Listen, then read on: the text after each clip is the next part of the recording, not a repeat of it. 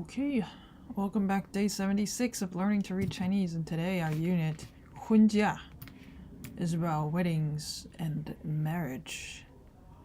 So first character of the day is 剪, and 剪 means to select. Can also mean a calling card, a written note. It's also the 剪 in 柬埔寨, which is Cambodia. So we look at the etymology for this one. It's this character 树, but with 2 extra dots in it. So 树 is just this little bundle. This bundle contains something, some stuff. And then adding the 2 little dots tells you that you're picking what you want out of the bunch of stuff that's in the bundle. You're selecting something. So that's how 剪 means select. 贴 originally meant mortgage or like putting collateral on a loan sort of thing. Then it also meant subsidize. More frequently now, you'll see it used to mean glue, paste, stick on, keep close.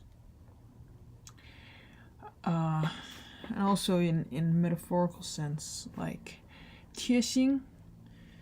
If somebody's heart is stuck on you, they're going to be super attentive and caring and conscious of your needs and your emotions and all that kind of thing.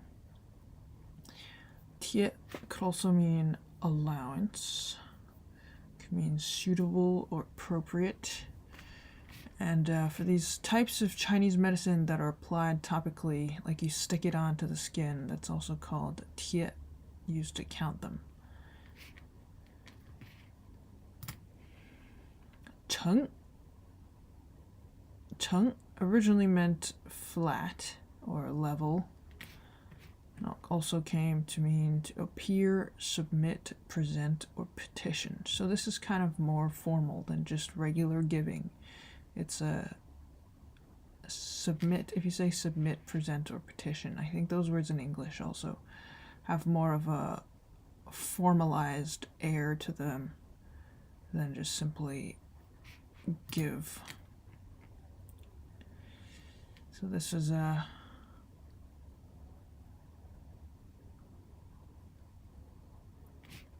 if you look at the way that it was written before, you have a guy standing on a little mound of dirt and he's opening his mouth to present something. He's got an announcement to make with his presentation.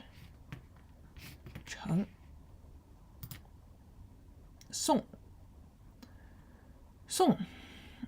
in this context, I guess the old context, when you say 送家 送嫁 送亲 送娘 送房, all these words are related to when you are marrying off your daughter and you're accompanying her as she moves into her new house, and the new house has got to be equipped and all that kind of thing. Accompanying the bride to the bridegroom's family on the wedding day. Seeing someone off, just in general. Like if you've had a friend over and they're leaving, you walk them to their car. 送. Or, if you're together, your wife, your husband, I don't know, whoever is going on a trip and you send them to the airport. So if you deliver a package, a letter, any sort of thing like that, carry, send back, repatriate. Mostly, if you're sending a gift, you're sending a letter, sending a lunch, whatever, it does tend to have the additional connotation of like you, the person, going with the thing or the person that you're sending off. It's not just like dropping it off and then having somebody else take it. Take part in a funeral procession, attend a funeral, give as a present, bring upon oneself, or spend. So, okay, so here, 呈送 is gonna have kind of similar meanings, right? So,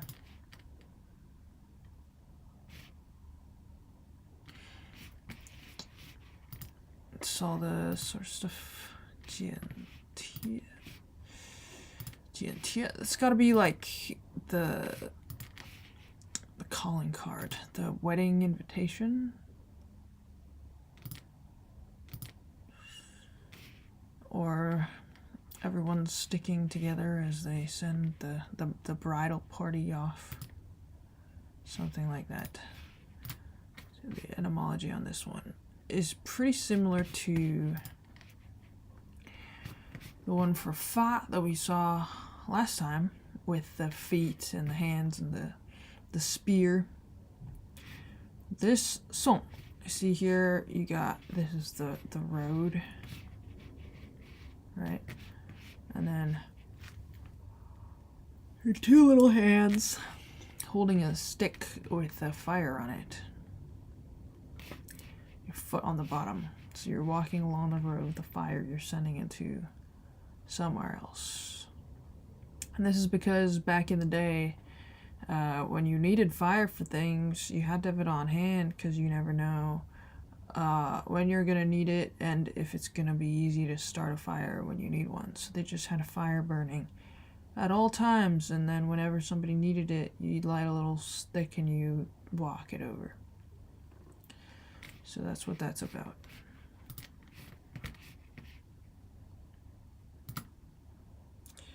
Zu originally meant arrowhead. See, this bit over here is an arrowhead. This bit up here is flag. It means clan, nationality, 100 families, a species, like the taxonomic classification, a tribe, to gather together, multitudinous. So this 100 families thing is like back in the day when villages weren't just groups of people who lived together, but also if a village got into a squabble, conflict with a neighboring village, and they go to war, and then everybody becomes the militia and you gotta fight.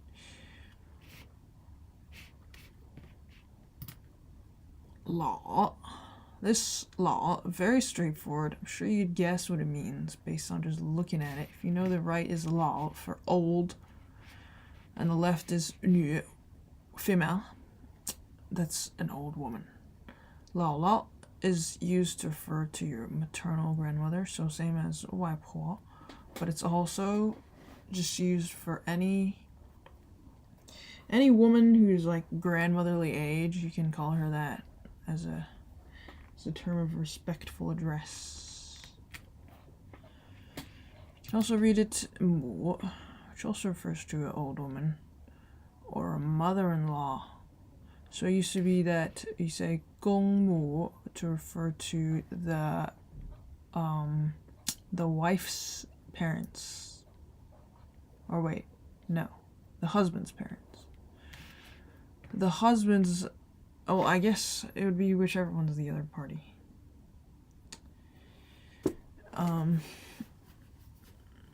Yeah, your mother-in-law would be called mu, and the father-in-law would be gong. So nowadays, you usually use 婆婆 for that, even though 婆婆 is also used for the maternal grandmother. It used to be more of a distinction than there is now.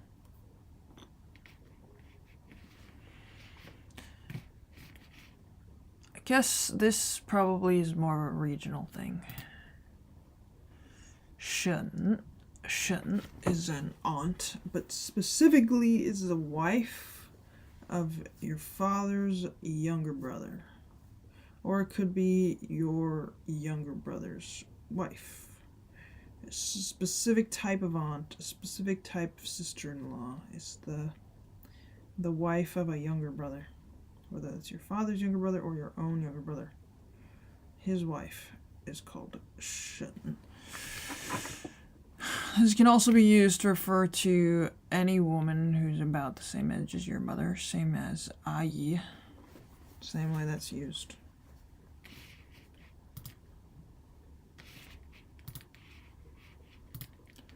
Shu. Originally, this was a term used by wives referring to their husbands.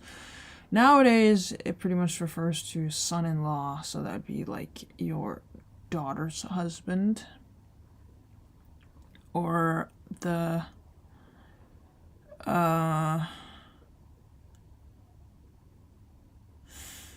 little sister's husband, or the husband of anyone who's younger generation or younger age than yourself. You would call shu.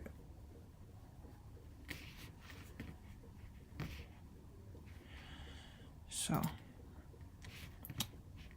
these are largely all relationships arising from marriage. Relationships by marriage. So, writing like that. Gan. Oh, I forgot to look at the...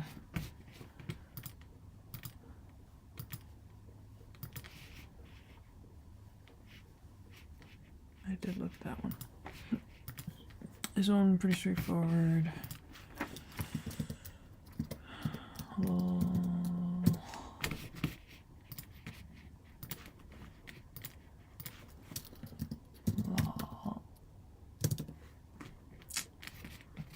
His character Law is just a grizzled old fellow with a cane. If you look at it, that's his hair or his hat or whatever. They did used to wear hats that were like a big rectangle with stuff hanging off the front. His head, his arched back, his arm, his cane. Over time, get abstracted enough, and it doesn't really look like that anymore. But that's where it came from. Shun. See this on the right. This is also shun, and so that's for the sound.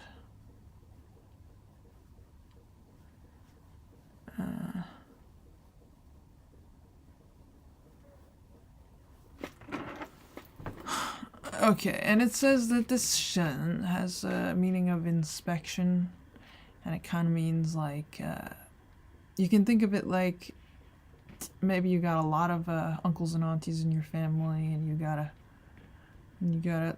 pay close attention to be able to tell them apart or something. I don't know. That seems like a stretch to me.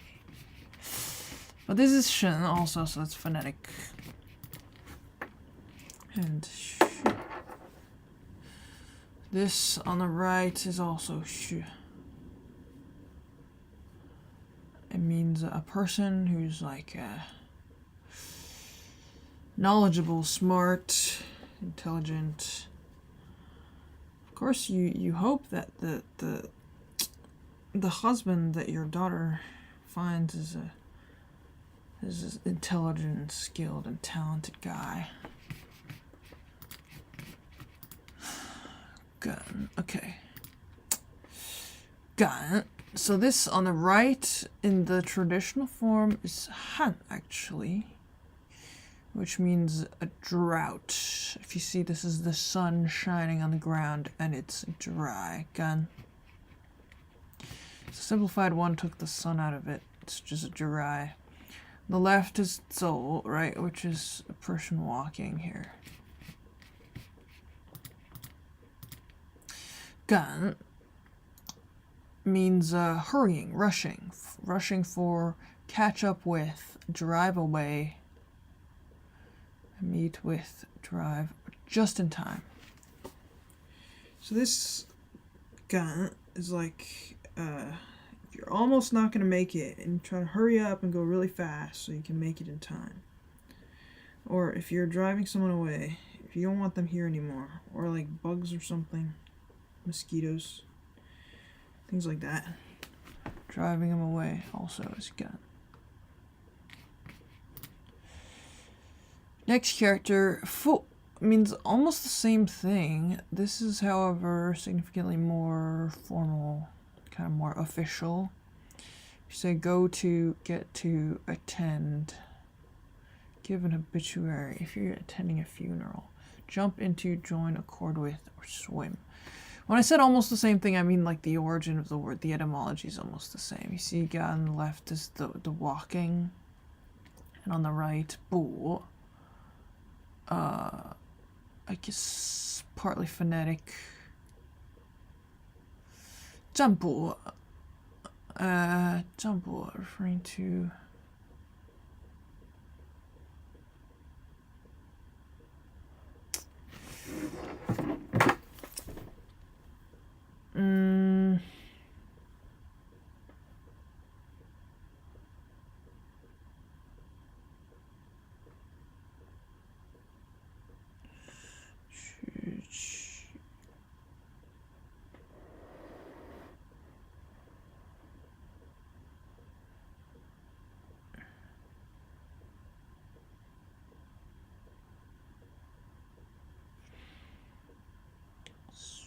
it's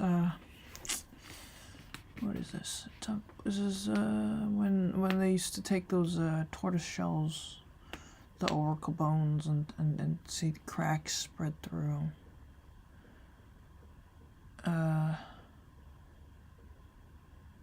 So I meant walking fast. I guess quickly, like the cracks in the tortoise shells spread quickly. Something like that.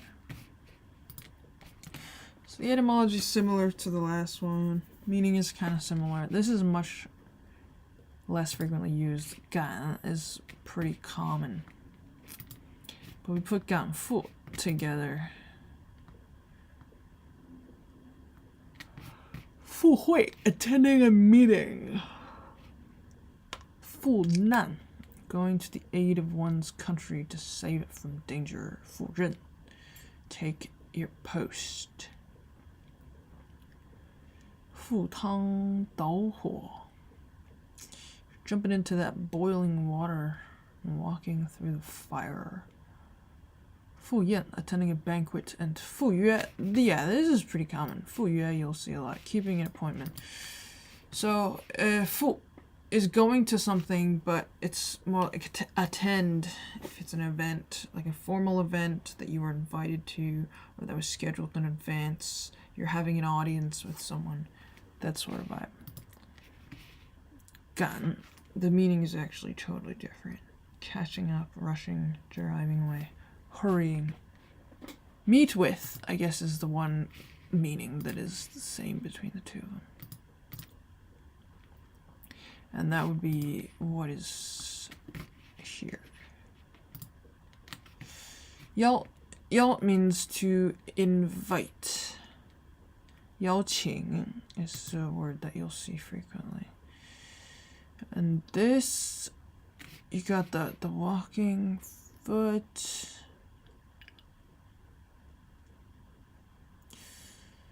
And this here, up top, inside, 脚,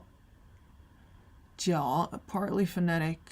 脚 used to mean like a bright place where the sun is shining, beating down, and then it means you're standing in a bright and obvious place, waiting to meet someone, waiting for someone to come. So originally it referred to waiting for someone to meet you. Then it came to mean invitation. Qing means to have an audience with someone, request, Entreat, inquire, invite, engage, entertain, invite to dinner, extend greetings to, or please. So all these sorts of polite, guest-related sort of invitation, inquiry, request sort of things are qing. And like I said, yao qing is a word, goes together for an invitation.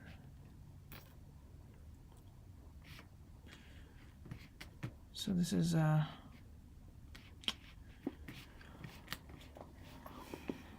meeting to fulfill the invitation.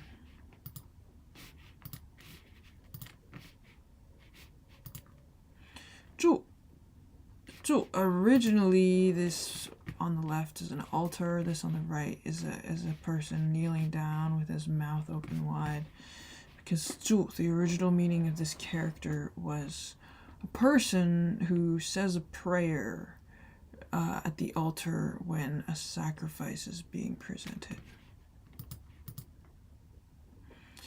A person who conducts prayer at a sacrifice. And then it came to mean a prayer in general. It could have been a curse. But nowadays it's not really used for curses anymore. Pretty much only used for expressing good wishes, well wishes, blessings, congratulations, that sort of thing. So you'll say like 祝福, where fu is like good luck and blessings and prosperity and that sort of thing. He. This on top is 家, add, and this on bottom is a 贝, which is the shell that, as we've mentioned many times before, represents money. So you're adding treasures, sending presents with your congratulations, giving an award or a reward, giving praise. He. So you say 祝贺 as your congratulations and your praise and your congratulatory gifts and such. 祝贺 庆. Okay, so here is another kind of interesting one. In the traditional way of writing it, refers to a tradition that's no longer practiced, but it used to be that when you congratulated someone for some great achievement, some great celebratory occasion, you would give them the skin of a deer hide. So this qing, and that skin of a deer, the deer hide would express your goodwill and your sincerity and your blessings. So the way this character was written is you have the character for deer, representing that deer hide, and you have a heart in there, representing your genuine and heartfelt feelings, and you have a hand on the bottom, which is carrying it to send it as a gift. So that's where this qing comes from. And then over time, it simplified it into this form. Probably comes from the Taoshu, sort of like you try to get a basic abstraction of the forms, but you lose the meaning that used to be contained in it. Xie. You might recognize the right half of this character as xie, also meaning happiness, but the alter radical on the left indicates that this happiness is blessings from above, blessings from heaven, specifically that kind of thing. Qing xie, you're celebrating this happy and blessed occasion.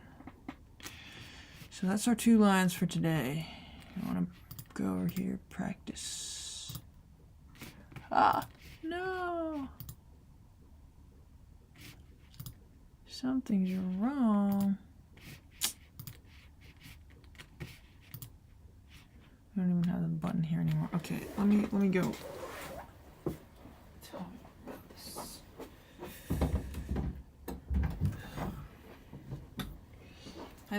I don't know that this is gonna get resolved right quick. So I'm gonna end the stream here. I'm gonna go tell my dad about it. We'll see if we can get it fixed as soon as possible.